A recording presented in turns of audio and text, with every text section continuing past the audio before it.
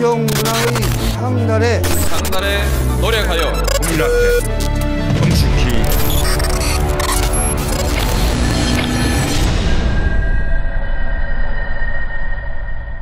네, 안녕하십니까. 안녕하십니까. 네, 정치비와 그땐 왜 12회 시작하도록 하겠습니다. 이야, 벌써 12회. 예. 야, 많이 왔네요. 예. 12회까지 왔는데 예. 장안의 화제는 됐는데 광고는 안 붙죠?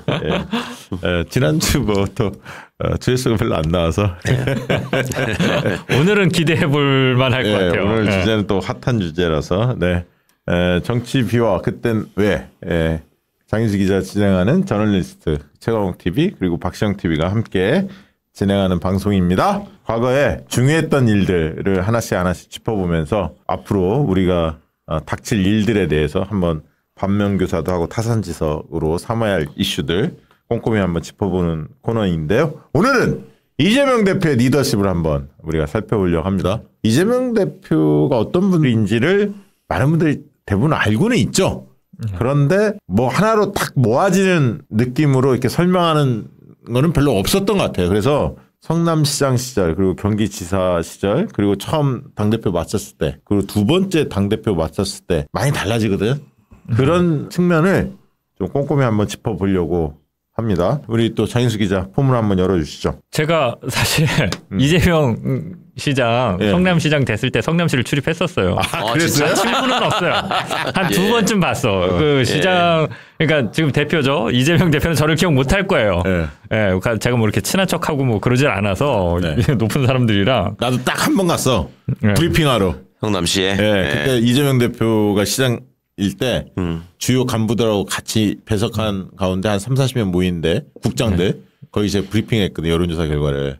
그때 저 깜짝 놀랐습니다. 그 얘기는 좀 이따 드리기로 하고. 예. MBC 기자가 성남시청을 출입한다고? 그러니까 예. 이재명 대표가 MBC는 이렇게 얘기할 수도 있어요. MBC가 그래도 좀 옛날에 역할을 하지 않았냐. 네. 전국구 스타로 키워주는데 왜냐하면 인권 그래요? 변호사 할 때 네. 성남에서 인권 변호사 할 때 그때까지만 해도 MBC, KBS, SBS가 경기 동부권 성남에 주재 기자를 내보냈어요. 오, 그래요? 저도 나갔어요. 그 수도권 성남이랑 용인을 전담으로 출입하는 거예요. 지역으로 나눠서 사회부 기자들이 서울에 이제 경찰서별로 출입하듯이 지역으로 이제 뭐 경기 남부청, 경기 북부청, 그다음에 이제 경기 동부, 인천 여기를 주재 기자를 한두 명씩 내보내는데 이 대표적인 기자, 그러니까 이재명 당시 인권 변호사랑 친하게 지냈던 MBC 대표적인 기자가 이용마 기자예요. 이거 잘 모르는데 그때 이용마 선배들 그러니까 성남에 나간 거야. 네네. 근데 이제 이재명 대표가 그 당시에 했던 사건들 이걸 어디서 제일 많이 써주느냐? MBC죠 뭐. 예. 그러니까 그때 MBC 사회부 젊은 사회부 기자들이랑 성남을 출입했던 MBC 기자들이랑 이재명 그 당시 변호사 성남시장 되기 직전까지 사이가 다 좋았어요. MBC가 가장 많이 그러니까 리포트를 하니까. 이용마 기자 돌아가실 때 그 네네. 뒤에도 그렇고 이재명 그 대표님 굉장히 이 진짜 가슴으로 예. 느끼시더라고. 뭐 그러니까, 대하는 모습들이. 그때 친분이 다 친했는데 이용마 기자가 좀 특히 친했던 것 같아요. 아마 저는 잘 모르겠는데 의기투합했던 것 같아요. 둘 다 성향도 좀 비슷하고. 그 전투고 예. 이용마. 예. 저는 딱 시장 됐을 때 갔거든요. 네. 예. 근데 이제 뭐 다들 기억하시지만 성남시 모라토리엄 선언으로 시작하죠. 그렇죠. 처음. 예. 예. 그때 깜짝 놀랐어 진짜.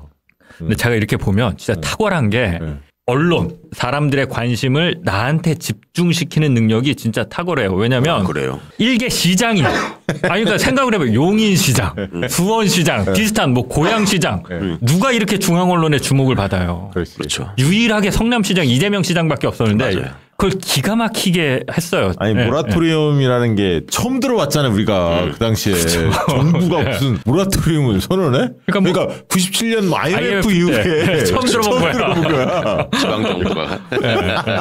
야, 그 이재명 대표 그 당시 시장 때 처음 뵀는데 깜짝 놀랐어요. 시민들이 거주 불만족 뭐 이런 것들 있잖아요. 행정에 대한 어떤 주요 정책에 대한 만족도 뭐 이런 걸 쭉 조사를 해서 제가 브리핑을 제가 했었는데 그 어디가 좀 안 좋게 나온 데들 있잖아요. 어떤 동네가 됐던 어떤 이슈가 됐던 그러면 담당 국장들이 있잖아요. 아니면 동장이 있거나 옛날로 치면 야 그거 이제 질책을 하는데 무섭게 하더라고. 네. 근데 인상적이었어요. 네. 왜냐하면 그 전에 이 성남시 공무원들이 복지부동 했거든요. 예. 이대업 시장 시절에 전임 시장 시절에 문제가 많았어요. 거기가 성남이.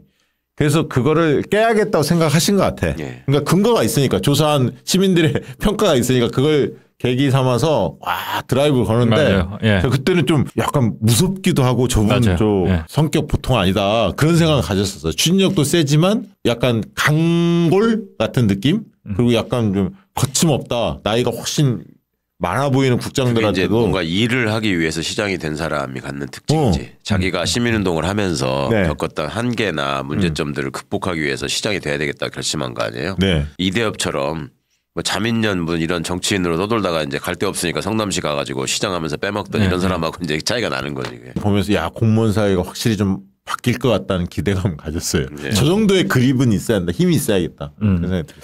그때 이재명 시장이 처음 시장되고 혁신적인 걸 많이 했어요. 일단 그때 가장 이슈가 이제 성남시에 대해서 비판적이었던 게 시청사가 이제 아방궁이다. 그렇죠. 기억하실 거예요. 그때 그렇죠. 호화청사 시청사, 논란이 예. 한참 일어나 용인시청, 성남시청 뭐 유명했죠, 대표적으로 뭐 이렇게 몇 개 시청이 그렇죠. 새로 지면서 이거 너무 호화청사 아니야? 시민들은 어려운데 공무원들만 너무 좋게 이렇게 하는 거 아니야? 그래갖고 MBC KBS에서 맨날 때릴 때예요. 예. 그래갖고 이재명 지사가 시장실이 저 위에 있었는데 그거를 다른 공간으로 돌리고 네. 2층에 사람들이 그 계단인가 그 엘리베이터로 올라오면 에스컬레이터 올라오면 바로 있는 구석탱이에 그냥 허름하게 시장실을 만들어서 아무나 들어올 수 있게 해요. 맞아요. 저도 아무나 가봤어요. 그냥 문 열고 들어갈 수 있게 시장실을 만들었어요. 네. 그리고 CCTV 설치하고. 그렇죠. CCTV 설치하고. 그때까지만 해도 지금도 신선하지 사실 안 그러는데 되게 파격적인 조치였고. 말로는 쉽지만 그게 진짜 힘든 일이에요.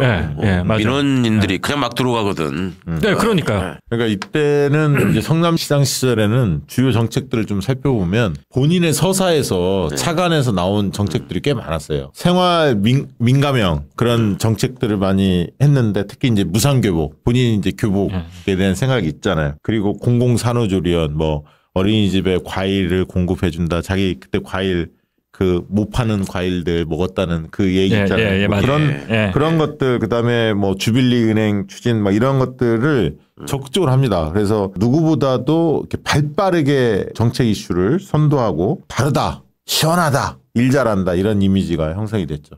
그리고 다르다는 이미지 중에 하나가 저는 특이한 건 뭐였냐. 그 당시 김영배 성북구청장 네. 이런 사람들 제가 많이 만났었는데 왜 당신은 이재명 시장처럼 박근혜 정권과 싸우지 않느냐, 이명박 정권과 싸우지 않느냐. 내가 그 얘기를 했어. 그랬더니 대부분 그 당시에 기초단체장들이 입 다물고 있었거든. 그렇죠. 정치권에서 다루는 이슈. 괜히 중앙정부 찍히면 골치 아프고. 그래서 이재명 시장만이 굉장히 싸움딱 역할을 한 거야. 그래서 그때 보면서 야 보통 단체장 하면 행정가 이렇게 알고 있었는데 처음 보는 유형의 그 행정가였어요. 정치적 사안에 대해서도 과감하게 목소리를 내는. 예. 이재명 리더십의 대표적인 것 중 하나가 저는 좌우 이념에 얽매이지 않고 국민들의 삶이 나아지는 부분만 신경 쓴다라는 게 맞아. 핵심인데 중앙정부랑 싸웠다라는 것도 이념 논쟁 갖고 싸운 게 아니잖아요. 그때 네. 단식할 때 단식했던 이유가 성남시가 이런저런 복지 정책을 하려고 하니까 하는데. 그 예산을 지금 중앙정부가 야 니네 먹고 살만한데 우리 앞으로 예산 안 줄래. 아니 우리가 없는 살림에 모라토리엄 그 선언하고 아끼고 줄여 쓰고 해서 복지하는 건데 그걸 낼름 뺏어가는 게 맞냐라고 해서 그때 단식을 한 거죠. 그리고 예. 복지정책 골 때리는 게 중앙정부 복지부가 허용 안 하면 못해. 그때 그랬었죠. 그런 시절도 예, 있었어요. 예. 황당했어요. 그때 또 그것도 있었어요. 그 공무원들 일하는 방식을 보면 그 당시는 탑다운 방식으로 그 시장이 밀어붙이는 방식으로 그 당시는 좀 추진을 세게 했어요. 맞아요. 그게 나중에 이제 경기시사 때하고 조금 많이 달라졌는데 어쨌든 이때는 좀 개척자, 창업자, 좌고우면하지 않는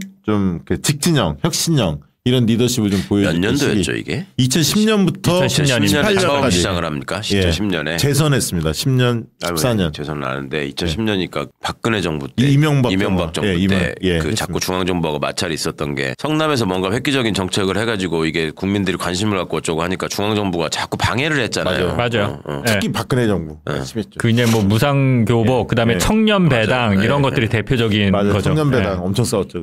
이게 사실 필요한 거고 지방자치 자치단체에서 하려면 할 수 있는 건데 이거를 이제 계속 저쪽 보수 정당에서 정치 쟁점화해서 못하게 하고 싶어서 이게 인기를 끄니까. 예. 그 되게 섬세해요. 꼼꼼하시고. 그러니까 이게 그래서 저는 처음에는 이재명 시장이 왜 이렇게 똑똑하지라고 생각했을 때 그 생각도 했어요. 뭐냐면 행정학을 공부했어요. 나중에 법학했지만 석사할 때 행정학을 했거든요. 제가 막 브리핑할 때 그 얘기를 하더라고. 이거 행정학에서는 안 다른 영역인데 막 이러면서 나중에 보니까 그 양반이 행정학을 했더라고 석사에. 근데 변호사다 보니까 무슨 정책에 관련해서 갈등 이슈가 있거나 이럴 때 변호사니까 법률적인 지식도 많으니까 판단을 빨리 하시더라고. 이게 왜냐하면 법률적 지식이 없으면 또 뭐 변호사 때 고문 변호사 때 자문 받고 시간 한참 걸리거든요. 그래서 제가 저 양반은 행정도 알고 법도 아니까 저걸 빨리빨리 결정 추진하시나 이런 생각도 좀 가졌었어요. 법률가가 행정을 할 때 가지는 유일한 장점이지 그게. 그렇죠. 뭔가 이거는 위법이 아니니까 해도 돼 이렇게 하는 게 공무원들이 법의 근거를 따지는 게 아니라 자기들이 옛날에 했던 관행이나 이런 게 지침이 있지 않으면 안 하거든요. 그 당시에 생각을 해보시면요. 2010년에 노무현 대통령 그 서거 이후에 1년이 되는 해였잖아요. 그래서 그 당시 지방선거에서 많은 흔히 말하는 친노 인사들 586 그 운동권 출신들이 단체장이 엄청 많이 됐어요. 그렇죠. 광역단체장 안희정 이광재도 있고 나중에 김두관 지사도 있었고요. 그런데다가 기초단체장은 청와대 출신들 참여정부 때 많이 들어갔습니다. 사실 굉장히 많았는데 그때 이재명 시장은 청와대 출신도 아니고 뭐 친노 인사도 아니었고 과거 586 흔히 말하는 학생운동의 핵심에 있었던 분도 아니시고 그러니까 변방에 있었던 분이야. 잘 몰랐어. 성남에서나 알아줬지 나머지 지역에서 잘 몰라. 그리고 그 전에 시장 선거 또 떨어졌었고 뭐 총선 나오려다 잘 안 됐었고 중원에서 계속 그래서 뭔가 잘 안 되는 사람 이미지는 있었거든요. 제가 2008년에도 총선 도전하다 안 됐었어요. 근데 2010년에 됐단 말이야. 그렇게 잘할 줄은 몰랐지. 맞아요. 깜짝 놀랐습니다. 이게 어떤 느낌이었냐면 제가 2006년 7년 요쯤에 열린우리당을 한 1년 정도 나가는데 그때 아마 이재명 그 대표가 부대변인 하고 있었을 그렇죠. 거예요. 열린우리당에서. 그랬었죠. 정세균 대표 시절이에요. 그게. 그러니까 이게 이런 표현이 좀 그렇지만 부대변인 진짜 안 쳐주던 시절이에요. 맞아요. 그 시절만 하더라도 지금 별로 안 쳐줘요. 기자들도 무시했지. 그러니까 기자들이 무시하고 그러는데 너무 많아 부대변인이 그리고 숫자가. 그렇죠. 뭐 여러 명이고 그냥 뭐 달아줄 거 없으면 부대변인 한번 달아주고 하던 자리였으니까. 그런데 부대변인이 당에서 도와주지 않는데 혼자 성남 나가서 시장이 된 거란 말이에요. 그냥 별종이었어. 맞아요. 그냥 별종이었어.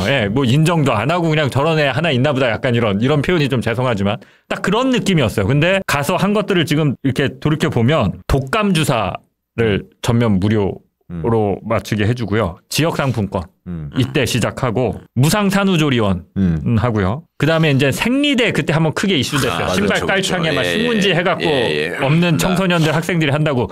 이거 뉴스 나자마자 다음 날인가 다다음 날 바로 발표합니다. 저소득층 청소년들에게 무상 생리대 지원해주겠다. 그리고 생리대는 공공재다. 뭐 이런 얘기하면서 또 성남의료원 이게 기사 찾아보니까 이 성남의료원 이 병원 문제 때문에 내가 정치하고 하게 뭐 결심을 했다라고 하는데 지금은 많이 좋아졌는데 저 2010년에 나갈 때만 하더라도 성남 구시가지가 진짜 낙후했고 지금도 좀 낙후했어요. 구시가지는. 수정구 중원구. 역사적인 배경이 있잖아요. 옛날에. 그렇죠. 쭉 서울에서 달동네에서 막 철거하면 철거민들 가서 자리 잡고 했던 데여서 거기 종합병원이 없어서 구시가지에 성남의료원을 만드는 게 목표였고 그래서 실제로 성남의료원을 설치해서 지금까지 운영이 그럭저럭 되고 있습니다. 그러니까 이게 지금 내용들을 들어보면 다 진짜 딱 해주면 내 삶이 좋아지고 바뀌는 것들이야. 그 국민들이 효능감을 처음 느낀 거지. 그러니까 야, 지방정부가 저런 걸 할 수 있었네.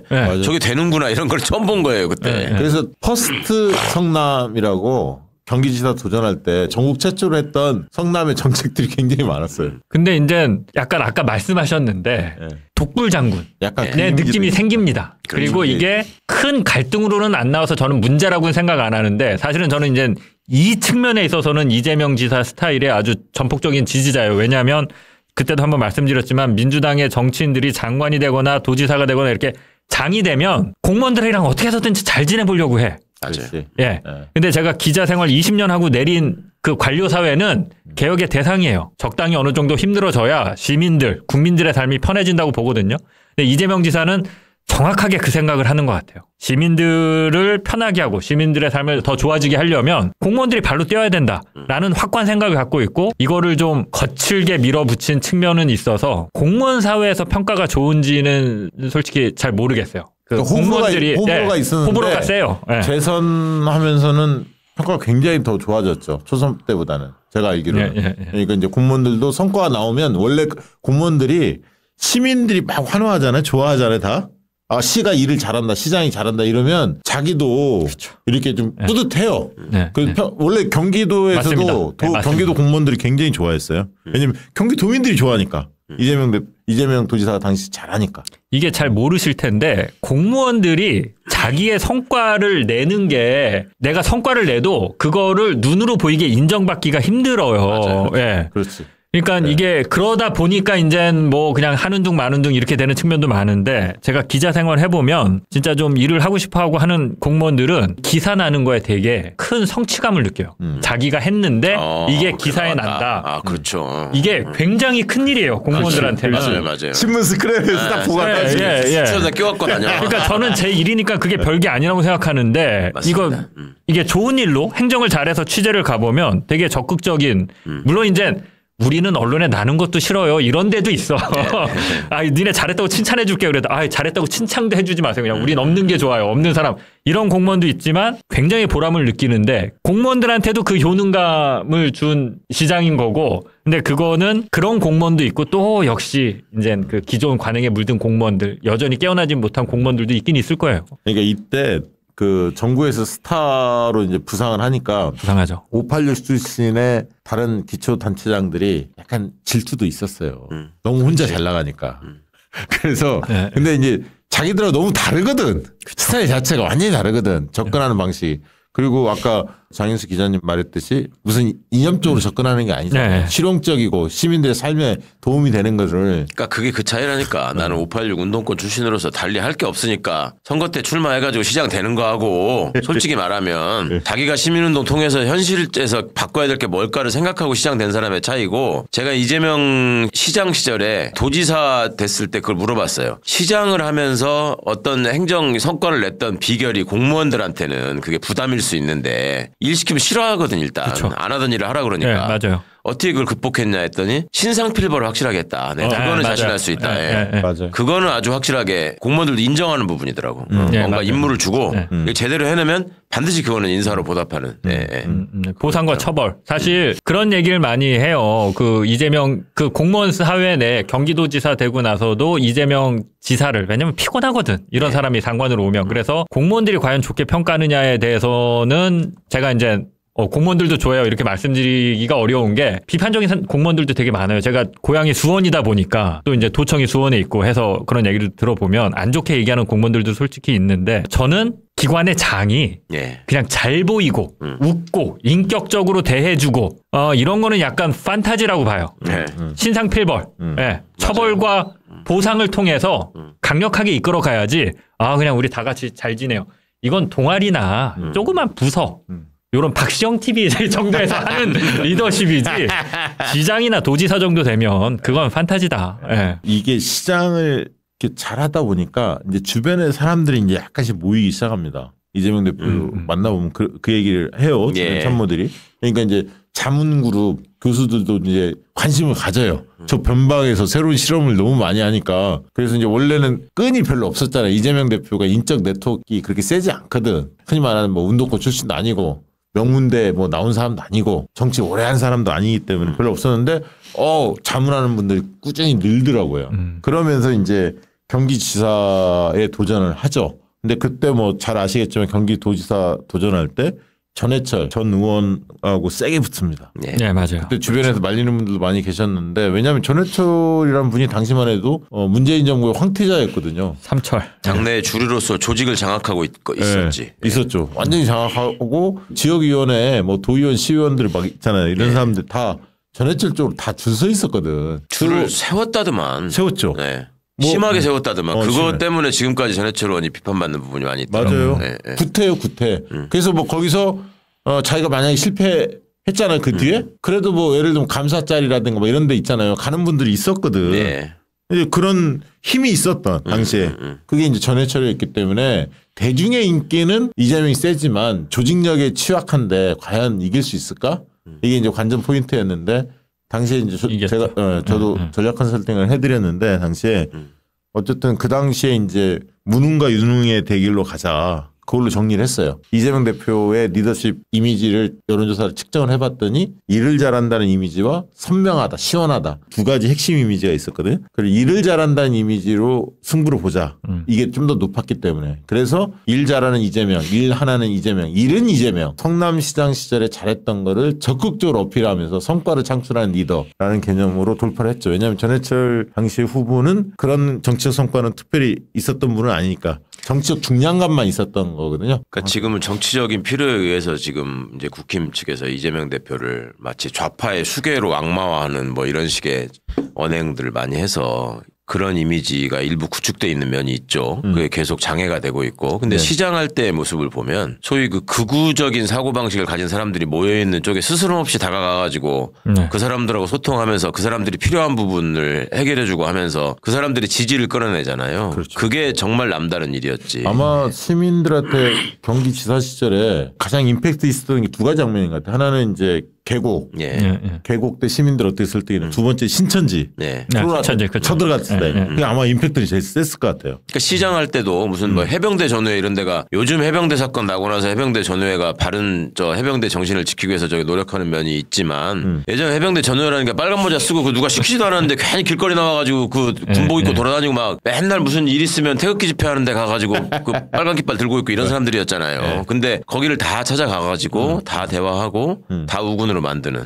그러니까 노인회도 마찬가지고. 성남시장 시절에도 그 모란장 그 있었잖아요. 지사실에 해결을 했지만.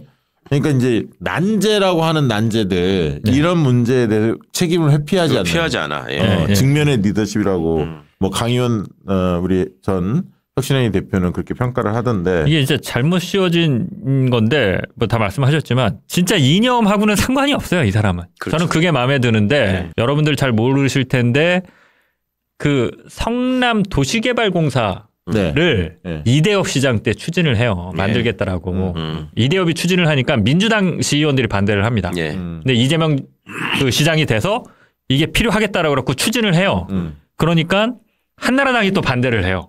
코미디지. 지자체 가면 이런 일 많은데 그때 여러분들 기사 찾다 보면 나중에 대장동 때문에 이제 구속되는 최윤길이라고 있어요. 최윤길 성남시 의회 의장인데 몇 명이 한나라당에서 떨어져 나와요. 이걸 보고. 아니 우리가 열심히 그렇죠. 우리가 하자고 해갖고 추진을 한 거야. 근데 시장 얼굴이 딱 바뀌니까 안 한대.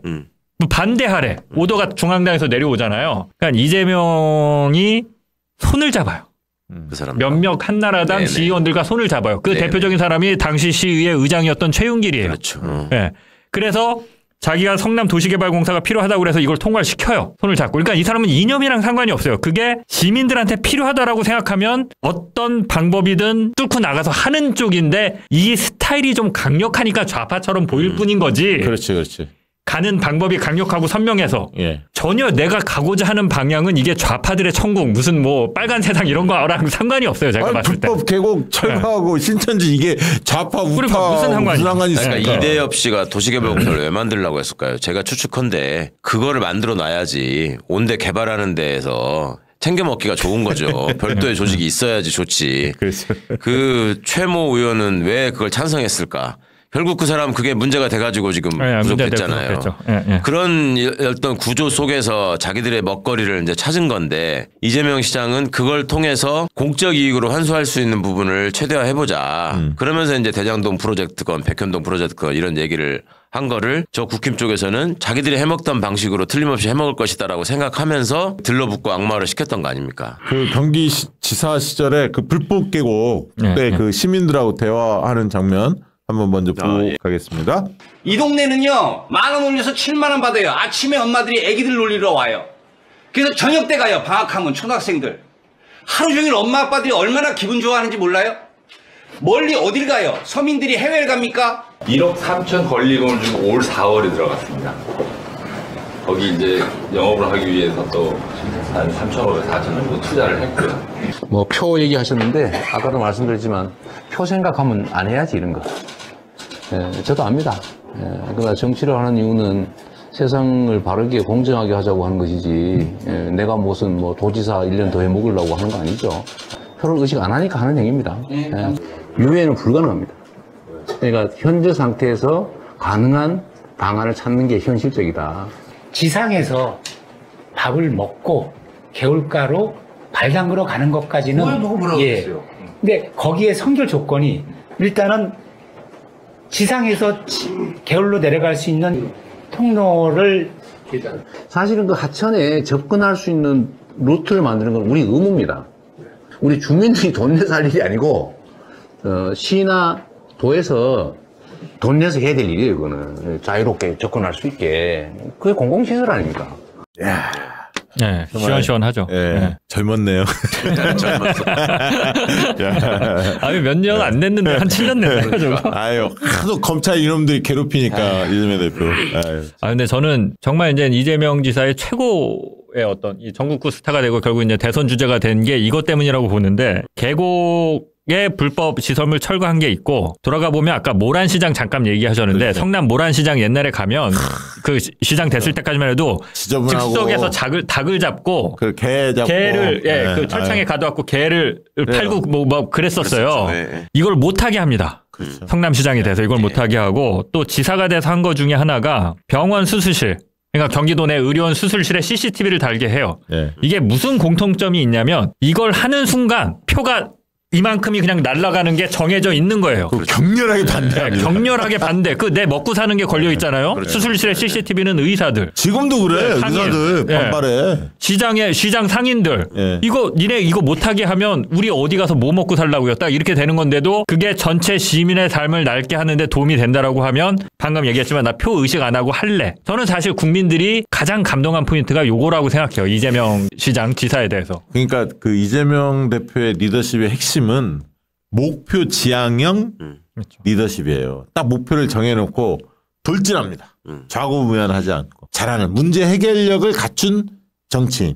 그게 이재명. 근데 희한하게 그거를 그때는 왜곡 보도를 안 했단 말이야. 지금 만약에 이재명 대표가 그런 정책을 추진해서 한다고 하면 수십 가지 구실을 닮아서 물어뜯을 텐데. 그때는 대선 주자로 안 본 거지. 그러니까 그게 신기해. 어떻게 그때 민주당 시장이 하는 거에 대해서 무슨 서민 출신이 서민 생존권을 박탈하고 있다 뭐 이따위 소리 하면서 이제 물어뜯을 법 했는데 정말 다행이에요. 그게. 근데 그때 이거는 이제 약간 다른 얘기인데 요새 이제 하도 검찰이 괴롭혀서 그런데 이때도 제가 성남시 나가면서 검찰이 왜 이러지 그랬던 게 많이 기억 안 나실 텐데 이재명 시장이 시장 당선되고 선거법에 바로 걸려서 검찰이 수사를 들어가는데 그게 뭐냐면 지하철 역사 내에서 유세를 하면 안 돼. 역사 내에서. 근데 이게 애매한 게 뭐냐면 그렇지. 요 계단을 하나 내려가. 맞아요. 하나 더 내려가면 역사고 내려갔다가 지나서 이렇게 올라가면 이제는 신호등처럼 이렇게 지하로 건너는 이건데 여기서 한 거예요. 여기서. 그리고 제가 알기로는 아마 그 캠프에서 물어봤을 거야. 선관위에. 여기서 하는 건 괜찮냐. 그러니까 그건 괜찮을 것 같다라는 유권 해석을 받아서 했는데 검찰이 이게 선거법 위반이야. 지하철 역사 내야. 그러면 이거 간단히 기소하면 되잖아요. 1년간 기소를 안 하고 한 달에 한 명씩 불러요. 그러면 그냥 기사가 계속 나는 거야. 그러니까 선거법 위반 혐의로 이재명 지사 측근 누가 검찰에 소환돼서 조사받았다. 계속 물먹이는 거지. 그거를 1년인가를 넘게 검찰이 그 짓을 하는 걸 보고 그게 정치 검찰이야. 아니 그러니까 검사들은 그때부터도 그러고 있었던 거예요. 그럼요. 이재명 상대로. 예전에 정진상 씨 그 만나니까 그 얘기 하더라고. 자기 성남시장 시절에 박근혜 때도 계속 그 경찰에서 뭐 압수수색 뭐 이런 게 있어서 늘 컴퓨터 가져가라고 놔놓는데 기억 들어오고 CCTV 계속 틀어놨잖아. 그러니까 그렇게 자기들은 흔히 말해서 꼼수 부리거나 이런 걸 절대 하지 않았다. 실제로 그 CCTV가 역할을 했죠. 그러니까 무슨 국장 하나가 자기 전결로 다 처리를 해서 무슨 이상한 짓을 해놓고 나중에 그게 문제가 되니까 시장님한테 다 보고했다.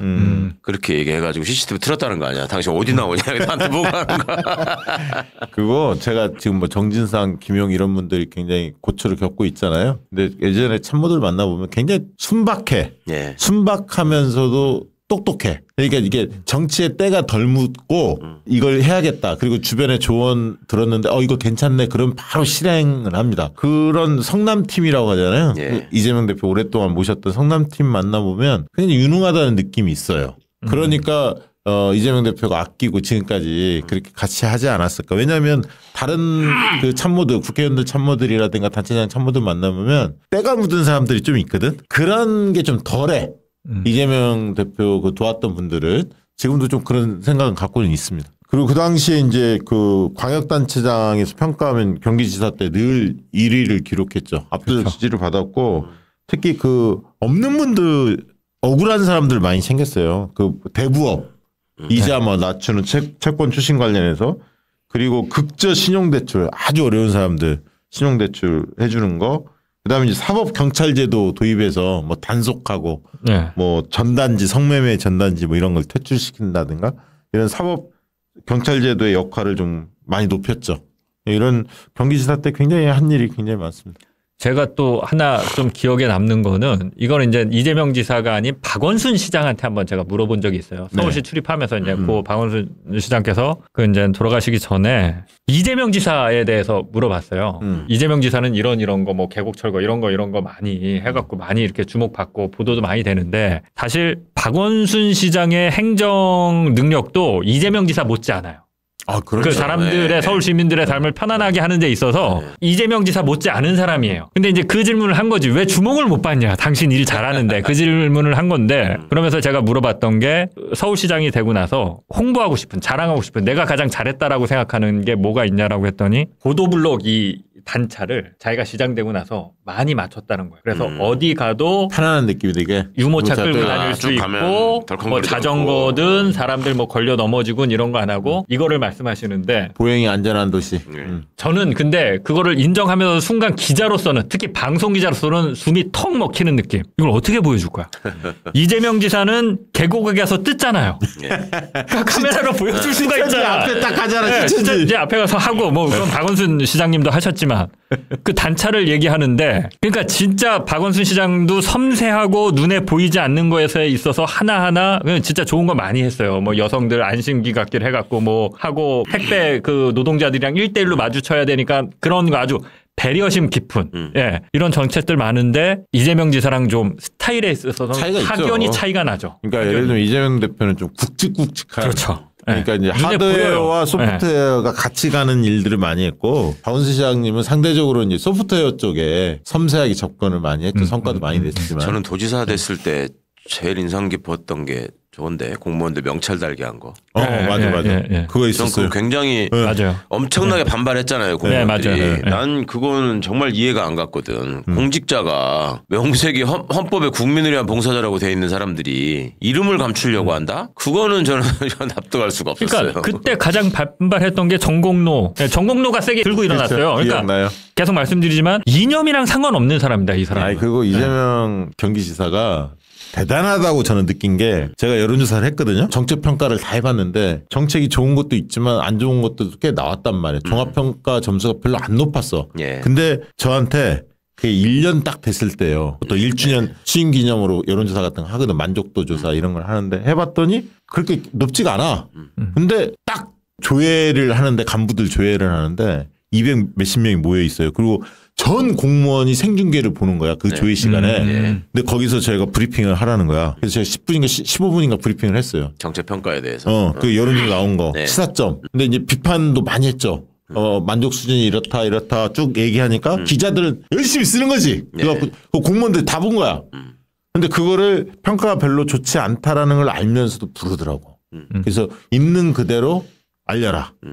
그래서 다음에 거기 이제 정무직 공무원들 있잖아요. 그 별정직 공무원들. 이 사람들이 저한테 따로 자리를 마련해서 왜 이렇게 도민들이 평가했다고 생각하는지 이유에 대해서 듣고 싶다 그래서 제가 특강을 했어요. 당신들의 착각이 있다. 뭐냐면 인수위를 하면 인수위 때 공약을 가지고 로드맵을 만들잖아요. 뭐 50대 과제, 100대 과제 이렇게 만들잖아요. 그럼 공무원은 그 정해진 과제만 가지고 계속 구체적인 계획을 가지고 밀고 나가거든요. 근데 제가 그랬어. 인수위에서 만들었던 100대 과제, 50대 과제가 과연 도민들의 수용성, 도민들이 원하는 우선순위를 반영했냐? 안 했거든. 여론조사 같은 건 안 해봐요. 학자들, 교수들이 자기들이 중요하다는 생각만 막 해. 그렇지. 그러다 보니까 딱 조사해보니까 예를 들면 산업과 관련된 정책 공약, 교통과 관련된 정책 공약, 미세먼지와 관련된 정책 공약 이런 것들이 빠져 있는 거예요. 본인들이 중요하게 생각 지역 화폐라든가 몇 가지 핵심적인 공약들을 쫙 있는 반면에 엉성한 거야. 이게 짜임새가. 그래서 제가 이제 평가를 한 다음에 이거는 당신들의 잘못이 아니라 인수위에서 그런 관행들이 있는데 그게 잘못된 거다. 인수위 때 도민들의 의식조사를 해서 도민들이 원하는 거를 잘 캐치한 다음에 공약 수정을 해야 하는데 보강도 해야 하는데 그걸 건너뛴 거다. 지금이라도 이게 필요하다라고 이야기를 했더니 바로 그 다음에 비상이 걸려서 그걸 적극적으로 개발을 하더라고. 정책 개발. 그런 다음에 2년차 때 딱 평가하니까 너무 좋아진 거예요.